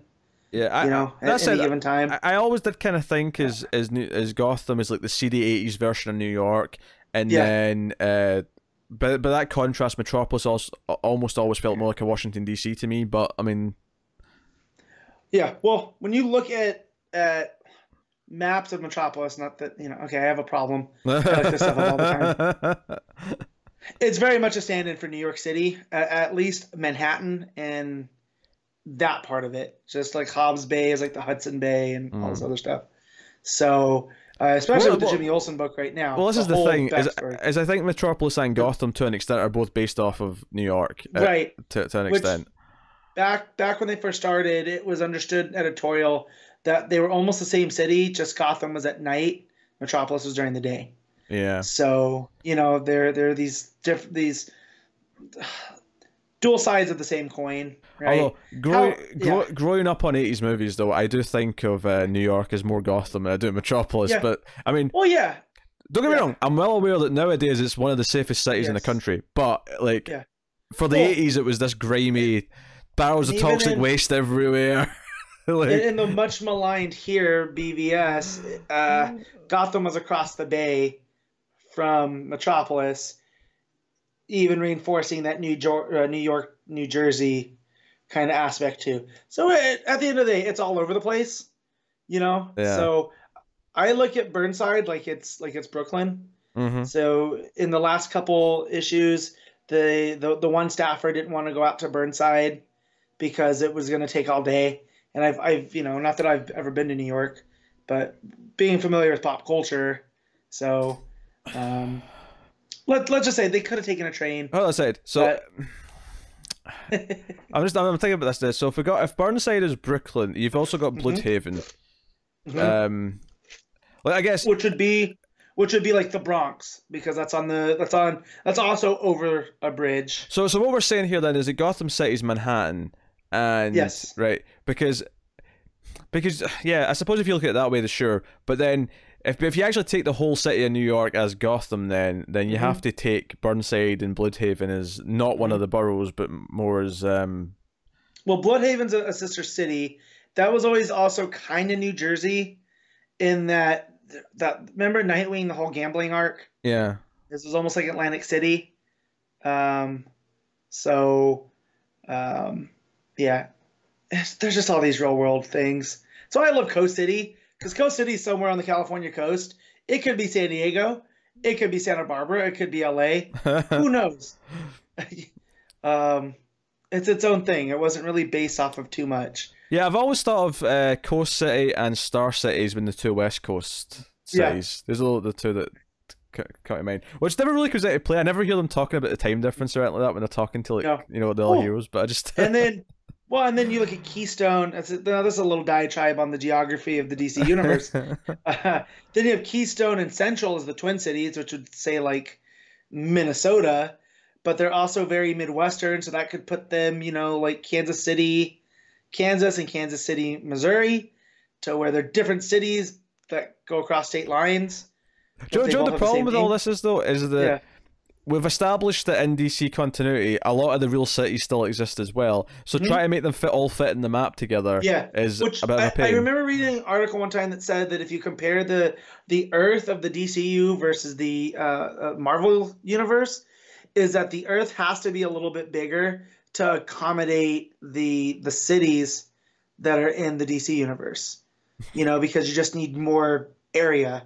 So they're just a little bit different versus Marvel, which is very much a real place as far as the cities are concerned. I mean, you have Madripoor and all these other places, Genosha and whatnot. But yeah. Anyways, what are we talking about here with Burnside? Yeah, it's Batgirl's making her way through a burning city, and it's kind of delightful in terms of being action. I loved Oracle here turning Vulture into a camera. Oh, this was brutal. This was actually really dark. She sort of puts like a camera in his eye and like connects to his optical nerve so that she can use him as a camera. Very, very dark. But basically the signal that's sent out by the chair when Frankie turns it on, like Oracle senses this and realizes there's an update to her software, that there's new Oracle data that she can take in and absorb and become better. But obviously Batgirl also kind of races towards this, and this is kind of where they finally face off. She runs into a couple of the trio on the way, has a couple of fights, but we get to this kind of this payoff here, and Oracle's kind of kicking her ass, and she can kind of predict all of her moves because of course Oracle's based on Babs and is very good at fighting her. So Babs essentially has to do the one thing that like she would never otherwise do, and that is run away. That's kind of how the book ends. Um, and it's kind of the tactic. Obviously, the doom symbols in the sky as well. Here, it just kind of feels tacked on, like, sure. One thing I will say I like about this tying into everything, though, is I do kind of like that Babs is constantly saying, you know, that the Lex must have helped the trio with this. When she sees the trio, how is Lex behind this? And while he did kind of give something to Oracle to wake her up, I do kind of like that for the most part, she's kind of wrong. That it's not really Lex behind at least a lot of this. Like, sure, he did kind of help Oracle, but I don't know, she keeps assuming things, and she keeps assuming Lex is behind, and maybe, oh, did he help the trio? She keeps kind of questioning these things, and I like that she's just wrong. Like, okay, no, it's not tying into that much. Right. But of course, the doom symbol does appear, so it does tie. But I like that too. That this is a personalized problem for Barbara, you know. But yeah, and so she jumps off into the fire. You know, because, and then you see Oracle saying solve for X, because this is what was unexpected, which I like. Yeah, so it just says next the end of Batgirl, question mark. Probably not, because her book still exists, but you know, wouldn't be the first time. Those next time on is a bit misleading, but yeah, so she's falling into the fire at the end of it. And it's like Burnside is burning. It is literally Burnside throughout this issue. But I thought it was a really well focused issue. Her sort of making her way through the city, trying to figure out what's going on, mixed with Oracle like, dealing with the trio, Frankie trying to call for help, and then a little bit with Alejo and those characters. Everything felt tied into the same thing that was going on. It was all revolving around the same crisis, and I thought it was a good read because of that. So, what are you rating them at? I'm going to give this one an 8. Yeah, I'd go with a straight 8 as well. I thought it was solid. And I think Castellucci's been doing a good job on Batgirl since taking over, so that's good. Which will take you on to Freedom Fighters issue 10, Robert Venditti writing with Eddie Bowers on art, and this is after a few issues off because you'd fell behind, but you've caught up. Yep. So I'm gonna get us caught up here. So basically, it was looking dire for the Freedom Fighters. Human Bomb had gotten captured. He's being tortured by Adolf Hitler III. And the underground bunker. Sorry, just the third. Yeah, well, he is. He's Hitler's grandson, and so, but he's the one. I don't know if you remember. He's super sadistic. He loves to torture and whatnot. So they're gonna send Black Condor into Detroit, where he's from, where you see that they took a lot of the workers and a lot of the people of color, and basically turned them back into slaves to work in these factory cities. And Detroit's the largest. And you see his history, and that his parent or his dad helped him create his wings so he could get out. And so them sending him back to Detroit to see, what's become of it was probably a bad idea, but he's there to steal a vial of the Plastic Man, serum, so they could give it to Uncle Sam in order to defeat the Nazis once and for all. Of course, it doesn't go as planned. He ends up leading a revolution in there because he starts seeing how the people are being treated. He can't stay in a cover. He ends up with the Plastic Man serum, and the only way to get it out is to inject it into himself. And because of all of that, the timing for Uncle Sam and Phantom Lady and Cachet to storm the Nazi compound completely gets thrown up into disarray. And then we find out that the hidden traitor that was teased about in the last issue I remember covering, it's Doll Woman, except they had captured her a while ago and replaced her with a Plastic Man. So that's as one of the things that ends up messing with Black Condor. So we get to this issue, and now the citizens of the United States start to remember America, what it was before the Nazis, and they start to lead their own uprisings in cities like Philadelphia and New York and all these big major cities, which makes Uncle Sam huge. Like, because his power is based off of belief and whatnot, he ends up being able to help Phantom Lady and them storm the compound. Black Condor shows back up, and it looks like everything's going well for the Freedom Fighters, and then it looks like Hitler the second, the son of Hitler, who's the Fuhrer, he's gonna give up. He's like, oh no, there's no winning now. Uh, and his son's like, no, we have to let Overman out. And he's like, well, no, we can't do that. He's not fully healed from the last, and he's just a cyborg. So basically, what his son does, what Hitler Jr. kills his dad and is ended up being made the Fuhrer, and decides to set out Cyborg Overman onto the freedom fighters as a last ditch effort. Still a really solid book. Like, I only got behind because of this week gets piled on with a bunch of releases. Yeah, it was because I read the first 2 or 3 and I really liked it for what I read. Yeah, and so this is 10 of 12. You can tell we're kind of in the home stretch now. But yeah, and Doll Woman. So basically, how they can't torture Human Bomb. You find this out in the last issue too, is that anytime they try to do something to him, he explodes. So it's really this joke's on them. So that's when they bring in Doll Woman, because they can, hurt her in order to torture him and whatnot. And then as all, it looks dire, she tells him, you're going to have to fully explode. And he goes, well, we won't know what's going to happen. She's like, yeah, but if it takes the Nazis out, then it's all worth it. And so that's seeding that dilemma. And then with Black Condor, since he has the Plastic Man serum, I guess Plastic Men only live, a couple of months once they're injected with it, because it's very unstable. So now he's basically a ticking time bomb before he, disintegrates into nothing. So of course they're upset over that. But yeah, man, it's a really solid book. I wouldn't mind, like, outside of this crisis, if we start getting more stuff like this set in this world. I would definitely love it. Like Earth 10 or Earth X, whatever you want to call it. It's a real fun world. It's a real fun world. And then the art by Eddie Barrows is still consistent. That's been consistent throughout.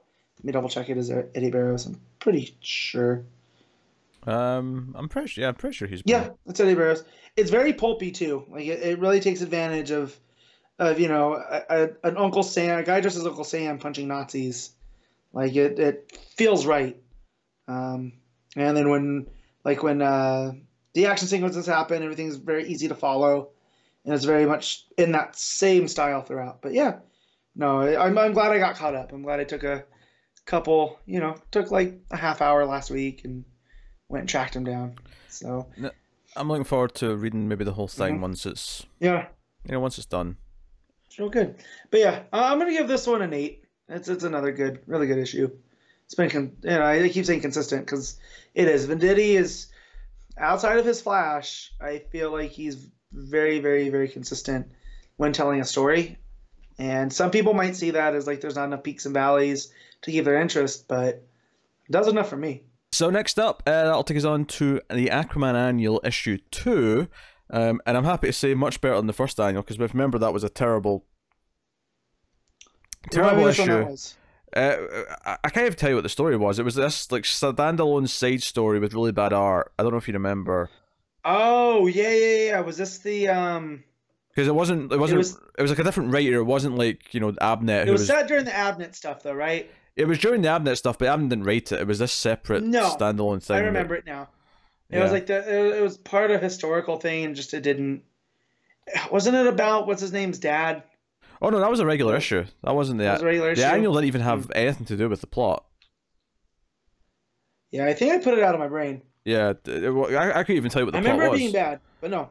Yeah. This one, I'll say my only problem. I'll lead with the bad on this one. I don't like that this takes place after the current arc. Yeah. I hate it when they do that. That threw me off as well. I was like, wait, really? You can just wait until next month, until after the next issue to put this out? Yeah. That was a bit weird. But I actually like this issue a lot because it feels like I always love world building or character building with because that's one of the things I've been liking about this arc in this book with the comic is the building of the supporting cast around the town and these godlike beings who are sort of like now living here. And this issue is largely about them integrating with the town, and like Aquaman's going around looking for his dog. After it's just after this thing, there's also Sea Daddy. We have to talk about Sea Daddy. This will probably catch me some shit. I hate that term's become a thing. I hate that young people are using daddy in the way that they are. So this running joke throughout killed me. Like the stuff with the, we're not going to call him that and whatnot. I appreciate that. So thank you, Kelly Sue and Vita Ayala, Who is for adding that for me. Who is your daddy and what does he do? Yeah, I didn't even mention Kelly Sue DeConnick and Vita Ayala, who we suspected there might be a backup because that's why there's two writers, but no, it's just one big story. No, Victor Ibanez on the art. I think I'm saying that right. So yeah, Sea Daddy shows up. Aquaman's chilling with the dog, and Jackson. I've had enough of this, man. I am just like, oh, this is Aquaman. Another one of you. I just dealt with all this. All right, easily takes them out, but in doing so, Amnesty's getting ready for a Founders Day event, and that just goes up in fireworks. Well, yeah, this guy's flame thing, whatever, hits the fireworks like stage. So the fireworks go up in an explosion, and Aquaman's fighting this guy. He gets mad because the Sea Daddy actually shoots at the dog, so he's quite pissed about that. Jackson goes off to get the dog because the dog can't swim. Which this is a retriever. All right, retrievers are water dogs. Bad on Aquaman for not taking his dog into the water more. All right, Salty wants to swim, and it's in them all. You just gotta teach him. Anyways, but he's not been taught. That's one of the big plot points here. Yeah, he's like, oh, we should really teach that dog to swim. But Aquaman uses like a tidal wave to put out the fireworks that are all burning, and so the town kind of calms down, and it's like, oh shit, where'd the dog go? So they go looking for the dog. Oh, there's a little bit here where there's a kid being really mad because of the doom symbol. Royal. Yeah, Royal's pissed off, and he's being like, oh, I can't wanted my fun display and everything else. And Aquaman's like, no, I know you're mad, but we can use this. So Jackson goes with him to help him gather stuff for a bonfire. Aquaman goes with Tula looking for the dog, but they also need supplies for this party. They need to assemble some food and yada yada yada. So it basically becomes what Aquaman runs into a couple of the god figures, and this I don't remember the names yet. The one Abene, thank you. She gets mad because the fish in the supermarket, something's wrong with them, and Aquaman's trying to explain, no, they're frozen, they're preserved. This is like this is normal. Although we do find out there's a little twist later that that there was something. The fish was being recalled because there was a problem with it. So she wasn't actually wrong. Nope. But yeah, she gets all big and blue and scary at one point, and scares the shit out of the workers. And Aquaman's like, "Can you please? I'll buy all the fish. I'll buy the fish for the party thing. Just calm down, woman." But we started hearing stories of one of the other god figures palling up to Salty. And so we hear this from like one of the cashiers in the supermarket, but it gets kind of worrying because as time goes on, it starts to sound more and more like he's fattening the dog up because he likes to eat dogs and he wants to eat the dog. So Arthur, I got super worried. Arthur slowly gets more and more worried as he gets more frantic looking for the dog because he's worried that Salty might be getting eaten. So that's pretty funny because Aquaman's like just standing outside and he's like, it's like he was going to, he's hearing the conversation. The guy's like, it's like he was going to take a bite. Pretty weird food. And he's like, Salty. He starts getting angry and like shouting for the dog. Gotta go. Then Erica runs into him and we get a bit more of the Sea Daddy humor where she's like, yeah, that guy from this morning, you mean Sea Daddy? And I love the big blue font every time. Every time they mention it, it's like, yeah, I'm not calling him that. Yeah, that's fine. So, no, that's really good. So, and then she's like, oh yeah, I think I saw he was with that old guy. And he's like, what? Him again? So, he grabs his trident and he goes swimming off looking for him. And he sees him and he's like, look, don't you dare hurt that dog. And it turns out that he actually was just teaching him how to swim. Right. That's all it was, is he was teaching the dog how to swim. And so it's a disaster averted, the dog's fine, licks Aquaman in the face, and Locke's like, you're lucky I don't kill you right now for suspecting something, you disrespectful little fool. But it's like, no, you humans and you metas, you have to overcome these things, in the face of doom, be better. Yeah, and I liked what he was saying is, and he also adds a little bit of a dig there, where he says, he goes, you know, what people do is they create their fears and then they look at the first person that they feel can justify it, Mm. because then it makes those fears real, even if there's nothing there. And then Locke looks at him and goes, and by people I mean you. That's what you did, Arthur. And I thought that was such a fun little dig. Um, you know. Yeah, I think it did a good job of establishing two of these god characters a bit again, sort of seeing how they're integrating a little bit. Even Jackson gets a fun moment here at the end where Aquaman comes back and sort of admits that he did something stupid, and Jackson's like, "Damn it, I wish I'd seen that." And Aquaman's like, "Look, I'll do something dumb again. Don't worry." And you know, it's just, I feel like you know, and hell, even Atabey or whatever her name is, when the guy from the store admits that something was wrong with the fish and she was right, she shoves a sandwich in his face. She goes, "Here, you're welcome. Have a sandwich." Boom. I thought that was pretty great. She walks off and he's just standing there with a sandwich sticking in his mouth. He's all shocked. Yeah. So I had to look up these gods again because I forgot what Atabey. Like I know they're ocean and water gods. Yes. But what's fun about here is that both Locke and Atabey are both gods and goddesses of fresh water and fertility. Mm. And what's Arthur worried about right now? Yes, his child. His incoming fatherhood. Yeah. So I think that's a fun little thing at work here from at least the writers, using these two that basically give lessons to Arthur, not necessarily of parenting, but in almost maturity. And I kind of like the way that it's fighting off this feeling of doom that's coming over everyone because of the light in the sky. Is basically let's just all have something fun to remind us that we're better than that. And it ends with Aquaman using his powers to, so all the fish, all the luminescent fish, make the word amnesty in the water, so you can see it through the water. And it's actually a really nice little page. So no, I thought the art was okay. Didn't blow me away, but I thought it was dependable throughout. Yeah. You know, did what it needed to do. It was a good read.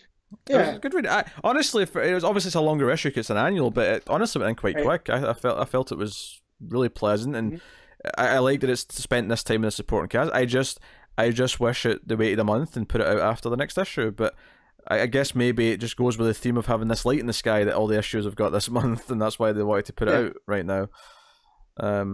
So weird, because I actually was second guessing myself at the start. I was like, wait, did that fight with Black Manta and the Mecha Manta end? I don't remember that ending. Nope. Yeah, so I just wish I would have waited. Should have waited a month, but I thought it was a really enjoyable slice of life issue. Aquaman be concerned about the dog, and again, I love spending time with Erica and Tula and these gods and Jackson, and really giving all these characters a chance to grow a little bit and get to know them and make them feel like they're really a defined part of the book. And I think this annual, if the purpose of this annual was to just give them an extra bit of time that they maybe don't have the time for in the regular issues, then this succeeded, in doing that. So yeah, what are you giving it, Matt? I'm gonna give this one a 7.5. I really enjoyed it, but the art's kind of spotty and spots. I mean, it's decent, but yeah, I'll give it a straight. I really dig this slice of life kind of stuff. When it's got its own little story and is well told. Yeah, I dig it. Another thing, real quick, looking up. So apparently, it's pronounced his full name is Tlaloc. Man, the Aztecs had zero chill in their worship because apparently, being the god of rain and whatever, they would do ritual sacrifice, mainly of children, whose crying was considered to be beneficial for obtaining rain. Just like, man, yet this was DeConnick and Ayala used this character for a fun lesson in teaching dogs to swim. Gotta love comics, people.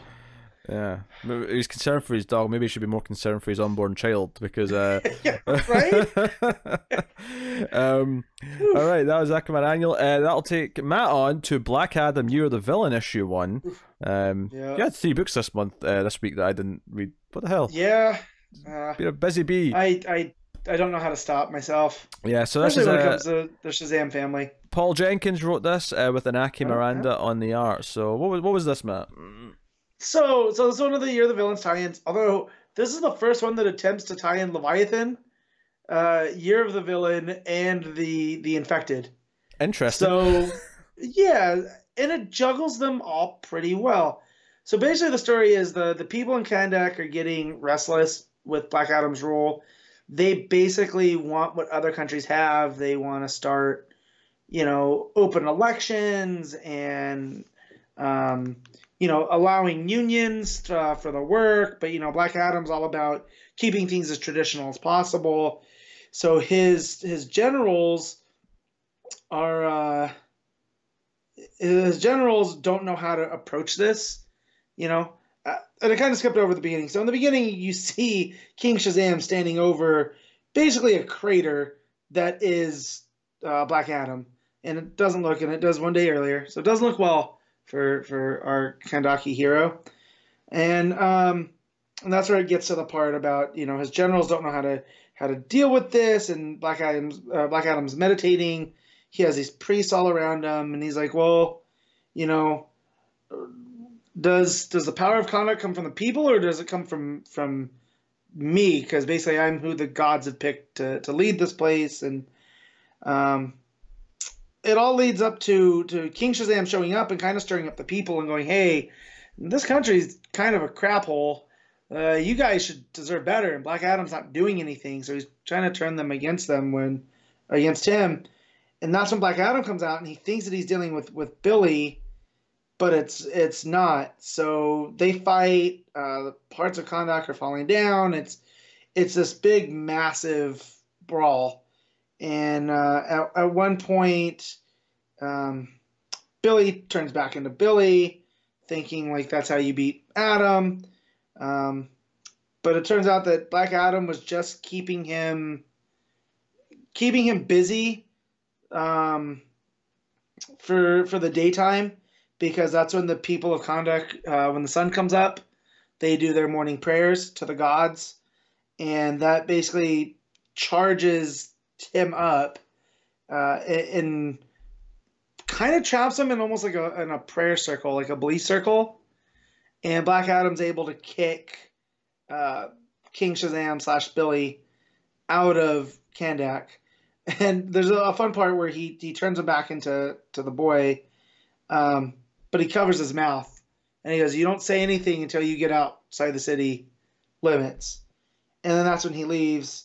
Black Adam comes through and basically tells the generals, "Hey, you guys fought well for me. The people shut up when I want them to. We'll kind of give them what they want, but just keep in mind who I am and what I'm capable of." So while it wasn't as good as some of the other Year of the Villain tie-ins, it was a fun little Shazam story. So if you do like Shazam, which who doesn't at this point, check it out. You're not getting it as consistently as you might like from Johns. So no. So yeah, it's it's Black Adam and Billy mainly fighting throughout most of it, and there's some little there's some wisdom from Jenkins and what it means to be a leader to Black Adam. Although even here, he doesn't seem like he's a despot or anything. He looks like the city, it's like Kahndaq's on the come up. They still have a lot of work to do, and they're still figuring it out. But at no means does it feel like he's a villain. So it's almost weird why he was showcased here. Like, I get it, Black Adam's a villain, by trade, but here he wasn't seen as particularly venomous, like a snake, villainous. But yes, and he beats King Shazam, which was nice. So it does show that these infected are, a little bit vulnerable if you're willing, which makes me wonder what's going to happen in Tynan. If we're going to see like almost an anti-hero brigade come up and take these guys out. So that could be kind of fun, because they're neither evil nor embracing doom. They're just kind of there. Something in someone like Zod and Black Adam, like we were talking about these last week, the kind of neutral but lawful at the same time, those type of characters. But yeah, other than that though, I mean, it's a fun story, but I didn't think I needed to read it. I don't think anything. I appreciate that it did try to at least address Leviathan and Year of the Villain. So at the same time, We didn't get the Doom symbol. At least I don't think so. So that was nice. But ultimately, it's kind of forgettable. Like it's good, but nothing. You know, I wish I didn't read it. I read it early. Had I known you didn't read it, I probably would have skipped it. But... I haven't read any of these one shots, Matt. How are you expecting me to read this one? I thought you would have been in for Black Adam. That's all. You know. Also, I have a problem, and I need to shift blame to someone else. Yeah, okay, that's fine. That's fine. Yeah. Yes. So I'll give this one a 7. It's fine. Okay. Not much read material, but it's there. It exists. Nah. All right. Well, I'll take us out the last book of the week then, which is Batman: Curse of the White Knight, issue 4. Sean Murphy on all the main duties, of course. And we ended last issue with the death of one Commissioner Gordon.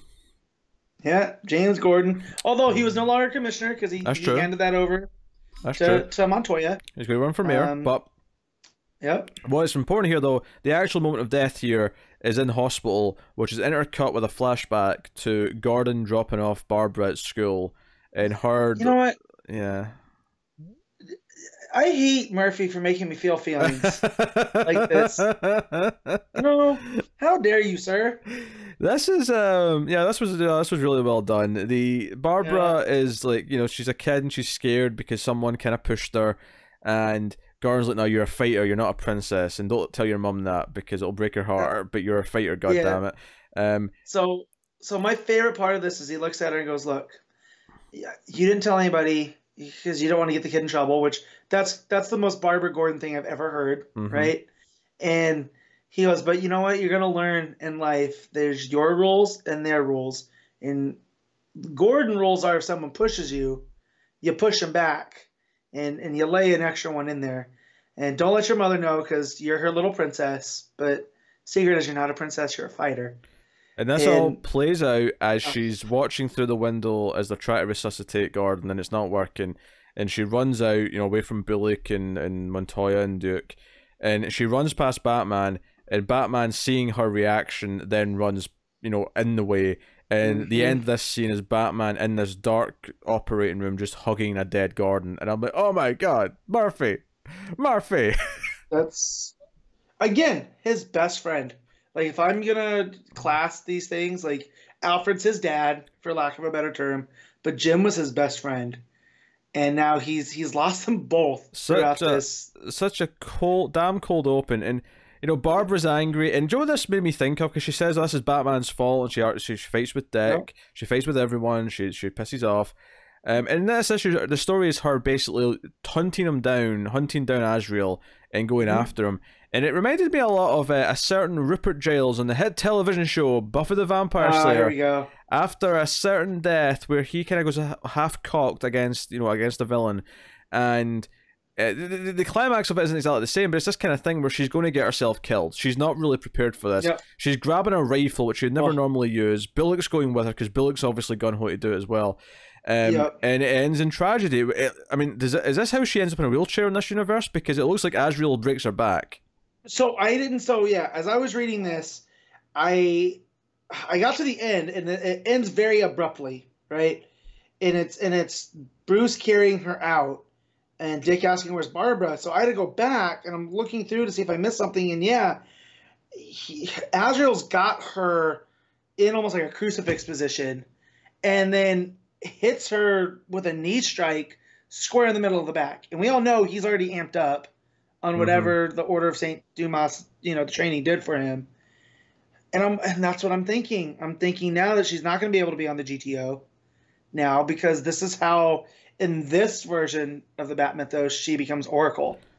And she almost becomes Oracle in a way to prevent stuff like this happening again. The lack of information that leads to all of this. It's interesting. It's kind of her own fault this time. Like she went off like ready to fight. She might still blame Batman because Batman stops. Because at one point Bullock's like, take the shot because Batman's grabbed his gun, and he's Batman. He's not going to take the shot with a gun. But like, so I think this will be an interesting kind of character study for Barbara when we see how she reacts to what's happened, and maybe she realizes her mistakes. I love how Montoya gets pissed because now she's commissioner and Batman's out the scene, and she's like, "Wait, did he always do that with Gordon? That must have So drove him good. nuts." Yeah. Yeah, and I wanted to see Dick give a laugh, like if you only knew. Yeah, the mood's not You know? there for it though. The mood's not right at the No. time because Gordon's just died. No. But Batman, Harley's had her kids or twins. Yeah. Batman goes to see Leslie Reasons. Tompkins, and we find out Leslie. Yeah. that Leslie knew about the journal, and she actually went with Alfred to get it from this priest from the Order of Saint Damas, who got it from the Joker. So we get this weird flashback as she's telling the story. To them going to see this priest, and it turns out the room's actually an illusion. Like, you know, when the priest disappears, like the entire room turns into like an abandoned like basement. It's not a real functional place. But Alfred's shown up with a rapier. He's there with a sword, ready to take him out. Yeah. Yep. And it's in the oldest part of Gotham, and he basically tells him that, you know, well, she tells Bruce that Alfred dealt with this because he had just started being Batman, and that it was his job to protect him. That's the promise he made to the Waynes, and this is how he was going to do it, because Alfred felt that Bruce didn't need to deal with this type of thing. But Leslie kind of feels at the end here, like this guy who very much reminded me of Jason Blood, right? Like with the hair wispy and whatnot. That this is a blood feud that goes all the way back to the founding of Gotham, and that maybe Bruce should have dealt with it earlier, and that keeping it a secret ultimately is what's leading to this now. So I like that Tompkins is that voice from the outside. I mean, she was there, but she had no, you know, she had no say in what was going on. So for her to tell the story to Bruce, but you know, I loved all that because again, that's what I'm here for in this book. Yeah, it's teasing the history and the mythology of this stuff, which is cool. And then, but you know, you have all the emotion with Barbara for the fight and her wanting to go after Azrael. And ultimately leading to her downfall. And so no, this is a really tight issue. It's very focused. I feel like these issues have been getting more focused as they go because the first one had so much to introduce. I feel like this and the last one have both been very, very well told. I think as a storyteller, Murphy's getting better. I think this is better than the first mini. And I had a couple of conceptual problems with the first mini, but I think this one is conceptually better, but it's also just better told. This is leaning into his strengths, like some of the Gothic architecture and the vampires. I might be a little biased because, you know, Survival of the Fittest is one of my favorite comic books ever, from American Vampire. So, but no, I feel like the White Knight was a story he had to tell, so he could tell this one. Like he had to set a lot of these things in motion with Napier and Gotham and Bruce, you know, having that wedge with the elites and whatnot. All needed to be there so he could tell this one. And then you even get the vibe that Jean Paul is being played. Like we kind of knew that, but he starts to feel that now, you know. But yeah, and then it ends with Bruce carrying out Barbara in that way, and it just goes black, and I'm just like, oh man, this read way too quick. I love this book. No, it did. And I think one of my problems with the first mini actually is that some of the issues did not read quick. That it was over wordy. No. So shockingly so, because you'd think an artist writing his own book would let his art speak for itself. But so no, I like that. I appreciate that. I think he's becoming a stronger storyteller. I think he's balancing his art and his writing better this arc, this mini. And he's winning me over. So I can't really say much better things than that. Which is why I'm giving this issue a 9. Matt, how do you feel? Ooh. Yeah, I'm giving it a 9.5. Oh, okay. You topped that. I had that written down beforehand. But yeah, this might sweep the best ofs. We'll see, because we're just getting there then. That takes us on to the part of the show where we pick our favourite stuff of the week. Favourite panel / moment, favourite art, favourite cover, and of course top 5 books. So, favourite panel / moment, Matt, what do you got? So it's from White Knight. It's that sequence that you brought up at the very beginning with young Barbara talking to Gordon about your rules and their rules. You're not a princess, you're a fighter. Oh, that hit me. Because knowing that Gordon's not making it out. I am basically picking the same thing, although I'm going to specifically go with Batman hugging his dead body at the end, because that... Yeah, that's... The chills, man. So the one that got me more than that is Bruce on his knees to Leslie. When he says Gordon's gone. And I was just like, oh my God, you never see Bruce like this. So, you know, Yeah, man, Murphy's doing it. Yep. Favorite cover? I'm going to have to look at these actually. Wait. Yeah, there's a lot of good ones. You got the Batman Superman with evil Superman there drawn the it looks like in blood the bat symbol on his chest. Justice League Dark looks pretty good. Flash, you have all the Rogue's hands. Um, White Knight, a really cool, fun image of Barbara. So yeah, there's a bunch to pick from. I think you said a lot of the ones I'd be considering there.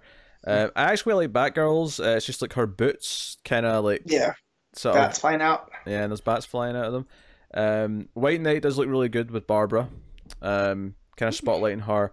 I do like the Batman Superman one with the bloody bat symbol over the Superman logo. And I do like the Flash one with all the hands. If I'm picking one, although this is actually kind of weird. These are all regular covers. I don't have any variants on my options list. So a lot of the variants this week were deceased. So you don't have a lot of good ones. However, the White Knight variant with Alfred and a rapier. Yes. It's cool. It's pretty good too. I think push comes to shove, I'm going to pick. I would pick Flash. I like that cover. That's good.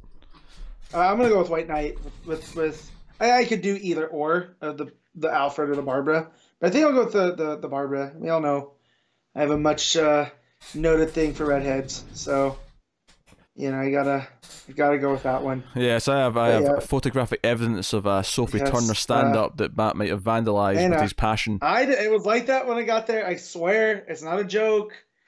That was not me. Also, she's not a real blonde, Pete. I've moved on. She's not a real blonde? No, she's not a real blonde. She's not a real redhead. She's actually blonde. Well, Emma Stone's not a natural redhead either. You can still get into her. Yeah, I know. Yeah, that's well, no, not literally. I mean, that's what he's hoping for, but no. Yeah, no, never. Is it maybe a bubbling mess? All right, so that's covered. Best art of the week. It's Murphy. I'm not even gonna. Marquez is good, like it's fantastic, but for me it's Murphy. I'll give a shout out to Kudransky. For being really good. Yeah. G.D. Domenico on Batgirl is also pretty solid. But I actually think I'm going to give it to Marquez. I mean, obviously.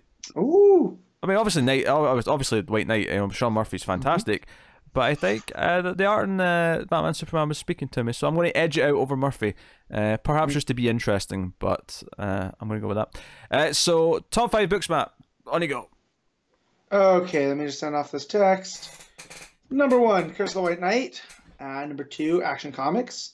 Number 3, Batman Superman. Number 4 is Justice League Dark. Justice League Dark, then Batman Superman. And then what's number 5? Well, let's go Batgirl. Batgirl number 5. Round it out. Cool. My number 1 is Curse of the White Knight. Number 2 is Action Comics. Number 3 is Batman Superman. There's 3 lined up. I know. Number 4 is Batgirl. Number 5 is the Aquaman Annual. There you go. But what else did I leave off? Hold on. I'm confused here for a second. I've read 7 books. Oh yeah, 2 left off. That's fine. Yeah, obviously, Wonder Woman and Flash were definitely the 2 that were making it. They were definitely the 2 lukewarm ones. Yeah. All right, there you go. That is a top 5 books of the week, which leaves me to tell you what is coming next week. If I can find my tab, there we go. Right, so next week it's a 5th week. Although DC have been doing a better job recently, I think, of stocking the 5th week. Maybe too good. Yeah, they did too good of a job this time. Yeah. So. Yes, what do we have? So we have Basket Full of Heads, number 1. That's the first of the Hill House horror comics. Looking forward to that. Very excited for that. We have Batman the Outsiders Annual. So that should be cool. We have the Batman Annual number 4, which should be interesting. I'm skipping the Giants. I'll just make a point of saying there's a bunch of Giants out next week, which is the 100-page things. So you have the Aquaman Giant, the DC Ghost Giant, which that one's a reach. And Yeah, those are the only two. Just those two. Deceased number 6 is out. Obviously, it's the close to Halloween. Yeah. Obviously, by the time our episode goes out, it'll be in November, but Mm-hmm. they're releasing that just in time for Halloween. So Deceased number 6. Oh, yeah. What's the horror variant there? What is that of? Is that Critters? Is that? Yeah, I think it's Critters. Yeah. Okay, gotcha. So you got that, and then we have Harley number 2. So that's super exciting. We have Joker Killer Smile issue 1. Yeah, that's the Lemire. That's the Lemire book. Yeah. We got Last God issue 1. Connor will probably read that. Yep, I probably won't. Nightwing Annual number 2. I will not be reading, reading that because Rick Grayson. Oh, wait a minute. Oh, Hold on. Let's see what this is about, Pete. what? All that shattered Nightwing's life was the shot fired by KG Beast and the now infamous Batman 55 changed the course of Rick Grayson's career. Go inside those early moments of Rick's new knife. No, I don't. Oh, your mic, Matt, your mic's going. Even the mic doesn't want to hear about this. Oh, man.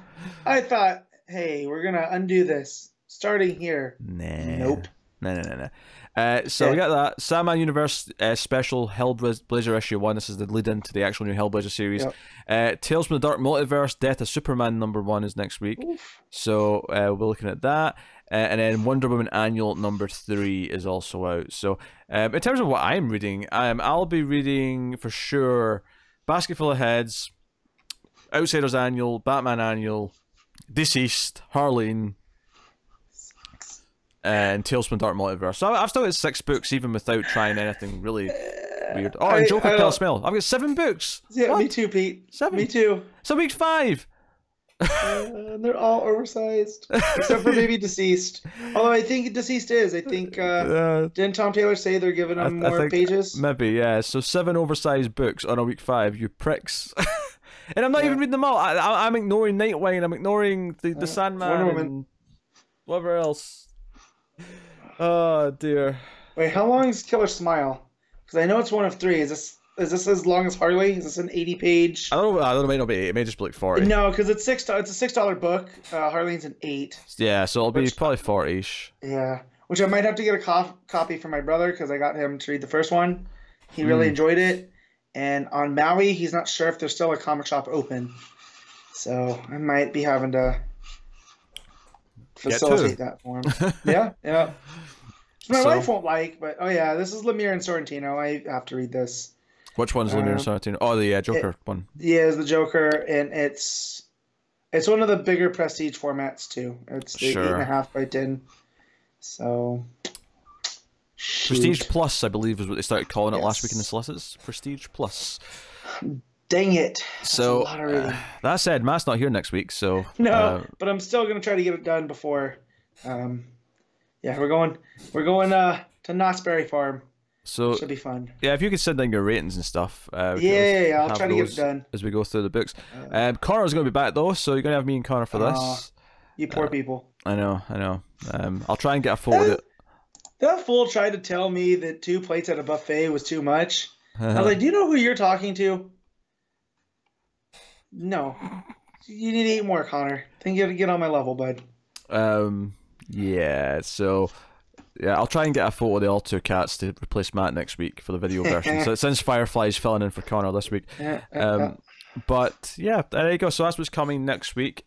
So eventful week 5, bizarre. Who'd you say was the chaotic neutral one? That's who you should put there. Chaotic neutral. Which are your cats? Yeah, it was that's Garrus. Garrus is the chaotic neutral one. Yeah. Oh man. Yeah, you little menace. So yeah, that has been the week's show. That is Comics from the Multiverse, number 178, I think. Sounds about right. I don't know. So in that realm.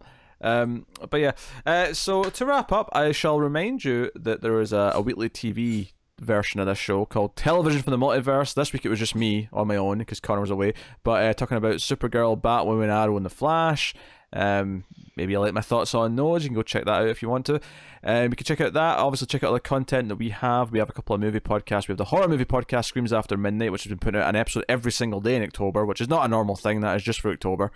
Normally weekly with maybe the odd extra here or there, but There's a sci-fi movie podcast called The Atomic Cinema Experiment that I'm also on. I do with Tara. Streams After Midnights with Tim. So check out those for some movie thoughts on some various things. If you just like, conversation, I guess, and you're interested in movies. So check out that. As I said, there was a review of The Watchmen first episode, which was surprisingly pretty good. So maybe check that out as well. But yeah, that is all that stuff. So you can support us, of course, by rating the podcast on Apple Podcasts or wherever you listen to this.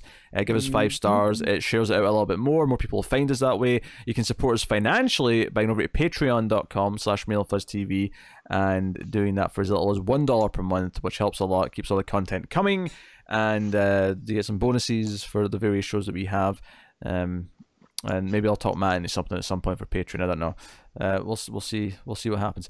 But you could do all that and check out all the stuff. And get us on Twitter, of course, at DC Comics Podcast for updates and other shenanigans. But that is otherwise us. That has been the podcast. So thank you once again for watching or listening. We always appreciate it. Keep reading DC Comics, guys, and remember to never get lost in the Speed Force.